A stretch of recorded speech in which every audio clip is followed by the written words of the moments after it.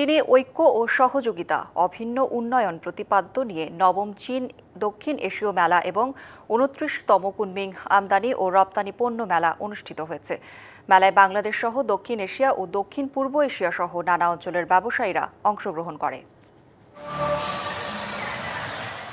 ৬ দিনব্যাপী মেলাটি ইউনান প্রদেশের কুনমিং শহরের তিয়ানসি আন্তর্জাতিক কনভেনশন এবং প্রদর্শনী কেন্দ্রে অনুষ্ঠিত হয়।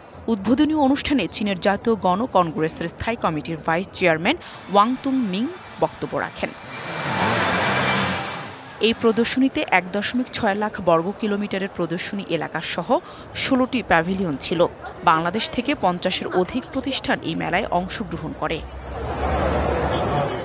মেলায় বাংলাদেশি স্টলে প্রদর্শিত পণ্যগুলোর মধ্যে ছিল আম, বিভিন্ন ধরনের খাদ্য সামগ্রী, পিতল ও কাঠের হস্তশিল্প, চামড়া এবং তৈরি পোশাক, হস্তনির্মিত কার্পেট সহ অন্যান্য পণ্য সামগ্রী।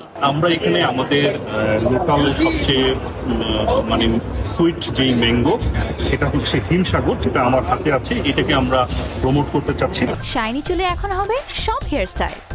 সিল্কোর দ্বিগুণ শাইনি চুল প্রতিদিন। এটা হচ্ছে পাইনঅ্যাপল ফাইবার, এটা দিয়ে হচ্ছে ফেব্রিক হয়, খুব ভালো eco friendly fabric.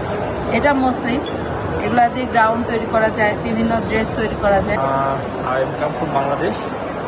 I represented the classical handmade product and classical leather and products BD Limited. আমরা এখানে হচ্ছে পাইকারি বলতে গিয়ে আমরা এক্সপোর্ট করি। এবারের মেলায় ৭৩টি দেশ, অঞ্চল এবং আন্তর্জাতিক সংস্থা এবং ২৫০০টিরও বেশি কোম্পানি অংশগ্রহণ করেছে। DBC news desk.